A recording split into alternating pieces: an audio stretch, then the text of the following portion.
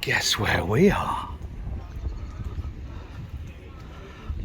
What a beautiful day we have had. It cannot be denied. And where might we be going? No, boys and girls, that's not the one that I've got in the container that's just been installed. This is the one at, guess where? Yeah, back at the Brew Shed in Retford. 10:30 on a Tuesday morning, and this is the rather splendid canopy, open at three sides, so COVID compliant, that Chris had put in for the lockdown so people could sit outside with safety in mind. Massive, beautiful, very, very professional, like solid, rock solid structure, and it's being taken down today for the summer, but it will be back again in winter. Nothing to do with COVID, that would just be for customer comfort. But yeah, I hadn't realised that that we had the same. I think they're the same. Fairly sure it's the same name. Cellar coolers, which I got from our Jack. Purely sort of one of those little coincidences that are really nice. Right, I'm now going to go in search of Christopher Harrison Hawkes. Oh, guess where we're back? And it's an awful lot different from when we were here in September. Actually, been over a few times since, because Chris did us some welding on our ones of those to make a HLT and copper. But look, he's completely replaced the floor. Stunning. All of these, I think he just moved these last time I was here, but channel in floor and 3 extra cool rooms. Crumbs. I think he's now probably just about reached capacity in here, but it just feels so much different. And I mean, it was a nice clean functioning brewery before, but now it is just amazing what a difference the floor makes. Just a complete, in every sense, not just hygienic, but also just in terms of being hard wearing and functional. And then cutting in this drainage channel, stop flickering. Yeah, so what a change. You've been busy, boy. Yeah, mate, yeah. Oh, new roof as well. Completely recovered the roof. There are 2 bits that haven't got any covering on. Right. I've done the box gutter, and I've run out of metal just on the ends. There's a triangle piece right on the end that's missing. Just near the shutter. Yeah. Right, yeah, I saw that. You might be able to Yeah, spot it. yeah. But feels so much different with this floor, though. Yeah. I think the blue was a good choice. Now I was a bit wary at first because we won't have blue in the lab. Yeah. I don't know why. There was a reason that they go for that shitty grey that I got in my place, but it brightens it up and it gives it a sense of space, which you have then filled Indeed. with great. Oh, that is. What they are? They're at 10 buck. The STC is off on that one, and this one's cooling. It's down to 11.8, but that'll click off when it hits 11. And that's still using just your existing cooler. Yeah. So it's obviously panting a little bit in this weather. Like, hot stove won't get down to 5. Right. That'll always be on 100%, and that's probably might get down to 6 or something like that. Might get down to 5 overnight when it all Yeah. the temperature drops. Well, this is it. So you can see Poor little thing. the reservoir's at 3.5. And if I put my hand on this is the tank that feeds the heat exchanger outside. That feels about 35 degrees. So it's chucking heat out, but it's just struggling to keep up. So I've got another one on order, but they're bloody expensive, and Yeah. you know, with everything It's that's going done. on, there's a 5-week lead time. If that's for 'em. doing 7 cold rooms at the moment, it's fairly hardcore capable for a small cooler like that. Yeah, they are pretty That's- solid. And then this has got like an 80 litre glycol reservoir in the top, and that's what feeds the secondary cooling in the rooms proper. Then this is the recirc pump. You've just got to keep an eye on, because they can sometimes burn out as well. Yeah. But Yeah. original, I'm sure, 1994 I think, or 2004, sorry. Oh. So it's got some miles on clock. Yeah. So But it's designed to go into an industry where you can't really afford for it to break down. That's right. Yeah. So that's the, you pay more up front, but you're not paying to replace it every couple of years. Yeah, they are relatively basic. If I had access to an F-gas certificate, You could recharge it. I could build my own. Actually, I'd build a bigger version with a bigger heat dump, bigger top reservoir, and I'd probably build 2 or 3 of them. But it's just getting that F-gas certificate. It's another barrier to people like me who want to have a play around with these things. We're not exactly going to be discharging getting all these gases to the atmosphere. But that's the whole idea of it, isn't it? Is to prevent the release of environmentally hostile gases. But I'll probably lay bets on the fact that this time next year you'll have that certificate.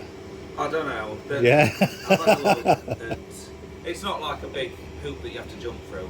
It's similar to the NRC EIC regulations for electrical Yeah, but they're more wiring. concerned about not giving it to fuckwits. That's the thing. Well, you'd be surprised how many fuckwits get hold of it, to be honest. Yes, but that's the same as the licensing laws, isn't it? That, any old fuckwit can get a personal license. They just want their cut of the pie, don't they? Yeah. If you pay the fee and you sit the course and you sit the exam, they don't care who they issue it to, as long as you pay them.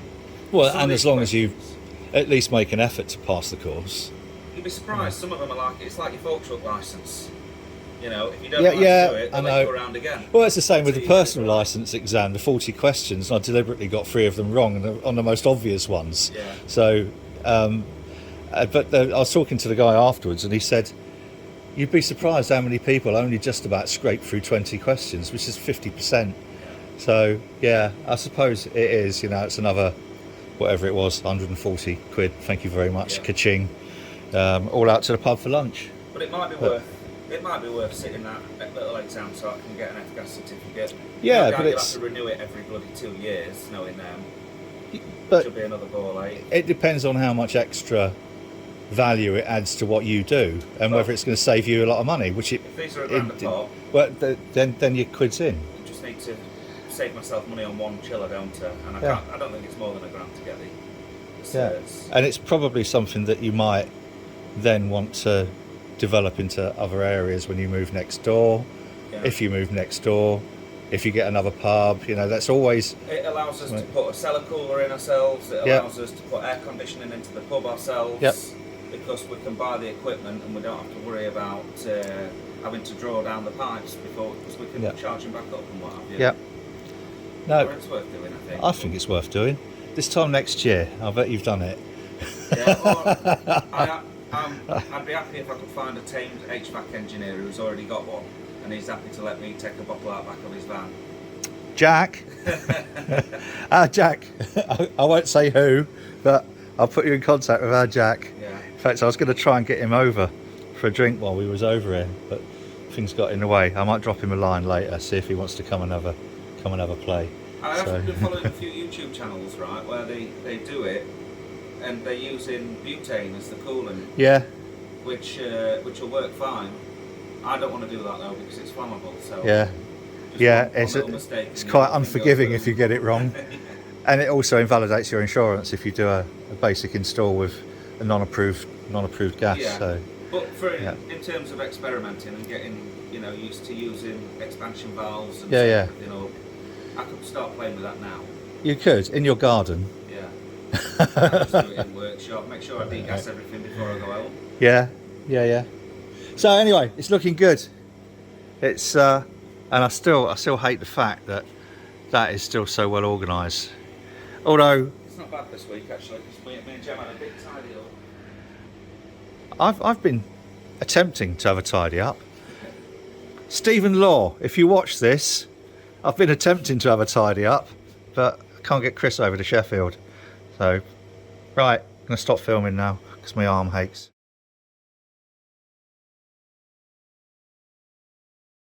Tyrone's what? The Tyrone's. unofficial Brew Shed mascot.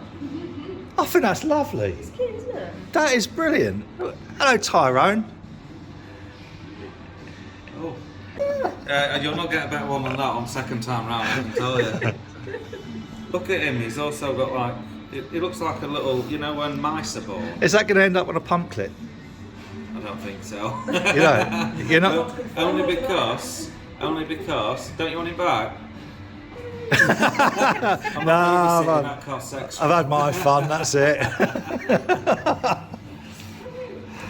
No, only because I've been talking to a friend of mine who's done these sketches on the wall about doing some bits in terms of pump clips. I don't know why I'm filming this. So You're getting, boys and girls, you're getting it straight from the horse's mouth. Yeah, there you go. Nothing might come of it. Yeah. But we've been in preliminary conversation. I've paid him for the rights on the artwork that he's given us, so we can use it throughout our brand. Because you know, like Tiny Rebel have a little icon or the logo.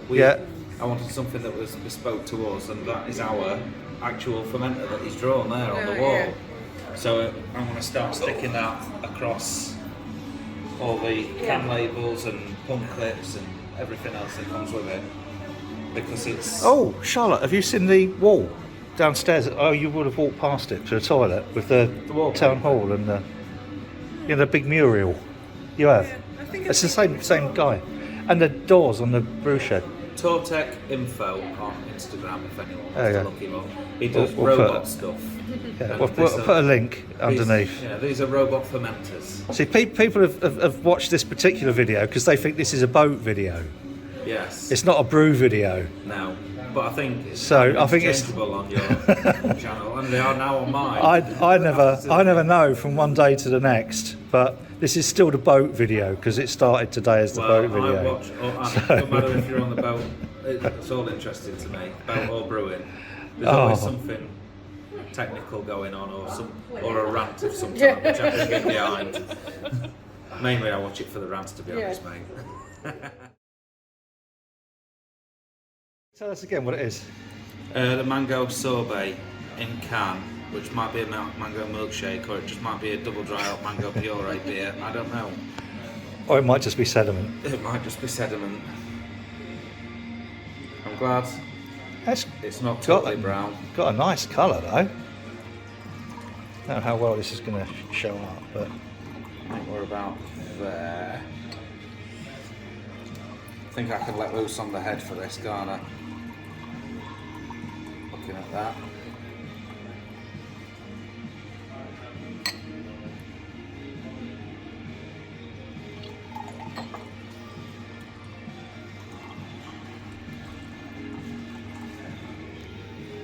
Do we dare? I can smell that from here. There we go. Still a bit of sediment in there, but I'll let you have the ones with the heads on. Right. Let's do a taste test on. Smell the mango. Yeah, I could smell it as you're pouring it. Yeah, good. So, oh yes. So 7.1% ABV. Right. Mango puree. That's got a lovely nose on it. It's got a lovely colour, but it's not really showing up. No, I think you need some. Needs some lighter. It's not finished conditioning, to be fair. That it's not finished its warm conditioning phase, and then it wants a couple of weeks cold conditioning to just drop that suspended yeast. This had the Vermont ale yeast in the what's it called? Verdant. This has got the Verdant That's ale nice. yeast. It's nice. It needs to build itself up a bit, doesn't it? So it's got a bit of Solero about it. That little Solero note. You know, the ice cream. Yeah. And it's got a warming alcohol. It's background. It's well got an alcohol by it. Yeah, That is. I don't think it's sharp though. It's not. No, it's not. But it's there. Creeps It's in. really. It just says, "Watch it, human." Yeah, still got a lot of suspended solids in this one, I like it though. which needs to, and it's not carbonated to where I want it to be either, which I think will bring that. It'll lift the acidity a touch. Did you still do the free grams per litre. I have on this, yeah, but Right. it's not. I think it's funny. So the yeasts that tend to fly off like a rocket initially when you put them in, they tend not to be very good at carbonating. It's because they're tired. But they're now. spent. Yeah, that's it. right, They're spent. Yeah. Whereas the Philly Wild Brew stuff that we used for the sour, that was a steady away fermentation. That's a And real then- slow starter as well, and isn't it? it So carbonated wonderfully. right. So it's got legs left to keep running after you've put it through its, initial graft. This Because I noticed that with the Kveik yeast actually. Sorry to interrupt, but the Bernie Sanders, not the Bernie Sanders, the Bjorn yeast that we did with The Kveik, Hornindal. Hornindal. Yeah. That flew off like a rocket with the Yeah. fermentation. That was the last can to condition. right, Out yes. of the 12 that I did for Christmas, it Yeah. was the slowest to can condition. Yeah, it's just because there's not enough in there to work with. Yeah, It's they'd be prime candidates for krausening and blown its load, so to speak. or So, putting a particular strain in there for carbonation. yeah, Like something that's quite forgiving, like 05. Yeah. It's going to be clean, just provide the fit. well, that's what a lot of the places do, isn't it? You just use a sort of canning, very light canning yeast. It's strong. Yeah, Bit I've too got strong work for you. tomorrow, Yeah. Yeah, Charlotte's working tomorrow. Tomorrow, so I'm not. It's nice. You're It's nice. playing. It will build itself up, won't it? I think this will come out all right. I have not warm roomed any of these beers because I don't have a warm room at the minute. So they've just had to warm condition at ambient, which the minute today it was 25 degrees, but last week it's been 14. Yeah, I max. saw from your video on So Tuesday that it's they've quite not cold. had that consistency Yeah. that I usually give to the commercial side. I'll stick them in a warm room and they'll sit there at 21 for 7 days so that I know what they're getting. These have been bounced. I also by accident chucked them in a cold room for 3 days, so I probably chilled them out mid fridge, which I forgot about. Because just to get stuff out of the way so I could Yeah. brew. Your lambics are going to get warm this week, aren't they? It won't hurt them. A little bit of fluctuation where they're brewed. They're not always put in cold cellars, so they'll be all right. Yeah, I like that. That's nice. It's got that that sort of almost sherry alcohol Yeah. sort of hit, which is mild. It's a soft, mild, but it's definitely saying, "Watch it, I'm alcoholic." I That's think the strongest, isn't it, of the three? isn't Yeah. it? 7.4. 7-1. 7-1. I think it could do with an acidity boost, this one. You reckon? But yeah, I do, which is what I was hoping the carbonation would bring with a bit of carbonic acid. Well, But- it's got the sorbet. Well, that's what I mean. To have I don't think it needs any more, does it? So I think when it's carbonated, and cold, I think it'll be all right. Effervescence, Yeah. Yeah. No, I I just like think it. it's I think missing that's all right. Something. Probably conditioning. It just wants a bit more time. Yeah, because it's flat as a, I won't say. Yeah, but they're not. These aren't ready to go. Yeah, but it's got everything in it. It's got a nice flavour. It's got a lovely nose. I can smell it as you're pouring it, and I mean, we and don't that even have any alcohol. labels, look. So they're nowhere near ready to go yet. But that's as good as it gets. the alcohol isn't offensive in it. No, and I think So- it'll fade as well into the background a bit Yeah. with a bit of time. I've had, Fresh as a daisy, innit? When was it brewed? Let's have a look in the Bible. I've had a siren, which is similar to this, which at first mouthful, I thought, I'm not sure. It's probably a little bit too alcohol-y. Yeah. But then that faded in the same way. But it's still enough there to give you a warning, Yeah. just to say, be a little bit careful. Don't have 5 pints of me. So they're about a month old. This was last week in April, Yeah. and we are last week in May. So we're about. It's a gone month- quick, hasn't it? Bloody hell. Yeah. And, This year's gone quick, so Yeah. yeah, and I didn't fly these through the fermentation process either. So they've only been in can for 10 days. So they're nowhere near. Like I said, they've not had a conditioning. Yeah. No, I like that. It works, and I don't think it needs any more for the sorbet. Right. I think once that's cold and once that's carved, that sorbet edge will come out, and the alcohol will sort of like feed into that. I think a it little was bit. brighter than that in the FE as well. You know, it was much more fruit juice orange. It's looking a little bit brown, but it's not oxidised. Yeah. Because it hasn't been anywhere near oxygen. It was close transferred into the canning kegs, and then the only time it's seen any air is that second when the tubes lift out, and I put the lid on. Yeah. So it shouldn't have picked up any. I think that's suspended solids. Because Right. the mango was like baby poo coming out of the, you know, mango's very the pure. pulpy. It was pulpy as anything. Yeah. Mango's really fibrous. Yeah. You know, you think about chewing on a mango, you know, all that crap that's stuck around the stone and things like that. Mango is very pulpy. I did put some pectic enzyme in there, with fructozyme. Yeah, it breaks it to down. break it down. Yeah.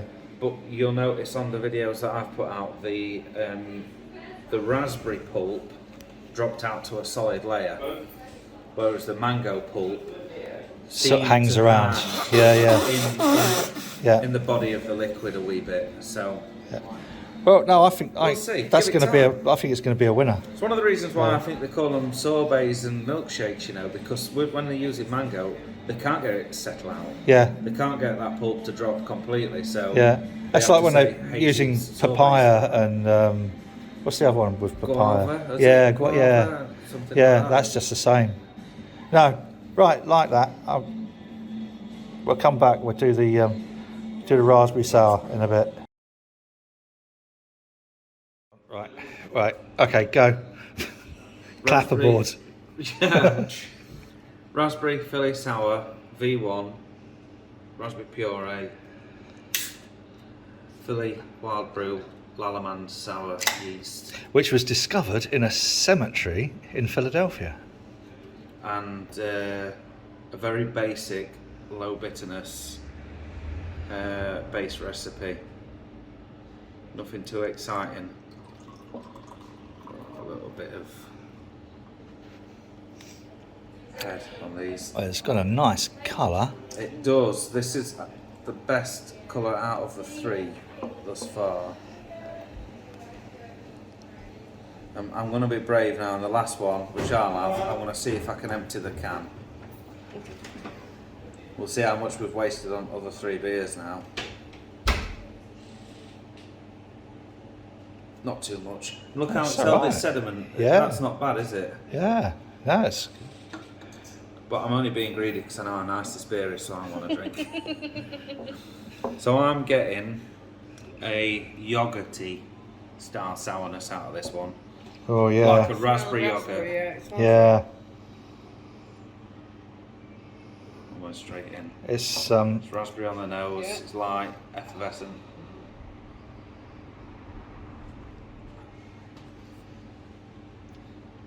Bite on the side, but it's not offensive. It's very that's a subtle sour. That's a very subtle sour. Because what this yeast does is it creates the sourness before doing the rest of the work. So you could, what they found with this yeast was it acts in such a way that it's two stage, isn't it? So it does the sour. It creates the lactobacillus first. no. There's no That- lactobacillus. no, it's not, lactic is acid. it? The lactic acid first. Sorry, yeah. And then, so technically, what you could then do is ferment it with a different yeast if you wanted to. So some people would be experimenting with that. Yeah. But yeah, you could do. it's, I think, when I first saw this was I think last October, and it was one of the, I thought it was the Institute of Brewing and Distilling had a webcast with Lallemand. I'm not sure if it was that early. It might have been January. I've seen it. There are two or three of them on Yeah. YouTube actually, Yeah. where they talk about the finer notes of what this yeast does and can bring to a That is a beer. very to get that sort of degree of souring just by chucking the one yeast in. That is interesting. Yeah, I'll come clean. There was some kettle souring with lactic acid Right. Yeah. to bring it down to 4.7 after the boil. But normally you're going to knock out into your fermenters at about It's 5. got a little bit of a saison nose on it as well. I don't pick too much of that up. Oh, yeah. I find that as more of a milk sour kind. You know, Yeah? like a yogurty kind of to say fromage now. I was thinking sour cream, kind of creme fraiche kind of note to it. It's got slightly earthy. So I like it. It's more of a. It's got a lot of the qualities that you would expect from, well, actually from a lambic. I think it reminds me of the Timmermans. Yeah. The Timmermans raspberry. Yes. Framboise. Yes. Yeah. That's what I was thinking of. I had one of those last week. That's where I'm getting it from. Yeah. Which tells me I've done something right, because that's a fantastic beer. And it's a bloody lovely beer, isn't it? Yes. Yeah, no, it's nice. And this has been through the same conditioning treatment as the others. And this is definitely more effervescent. Cheers, Pete. Cheers. Definitely more effervescent than the other two. Considering the fact that they've got what is meant to be like nutcase yeasts in there that'll eat anything. Yeah. They obviously aren't too keen on dextrose. I think Whereas this cope with it fine. Mind you, it does like simple sugars, doesn't it? This wild brew yeast. Yeah. So, but that holds itself against any of the currently commercially available sours. Yeah, it's gone quick. Yeah. And beyond the kind of like the fashionable sours, which is what I'm tending to call them. Well, I was going to ask Gemma to pick me up. Oh, right. Should have probably messaged her by now, shouldn't I? I don't mind walking. How far is it you live from here? It's about a mile. Oh, right. I presumed you live further away. No, we live in Orsel, which is just it used to be a village outside Retford. I'm just going to close the video down now because otherwise we don't want to be, you know. You can edit it out, man. But you know, I'll edit out your PIN number that you told me earlier as well. Don't worry, everyone knows it. It's your weight. So this has been a night in the brew shed, an unexpected night in the brew shed after cruising up and down the Chesterfield Canal. Cheers, Chris, and thanks everybody, and back soon when we do something else tomorrow. Cheers.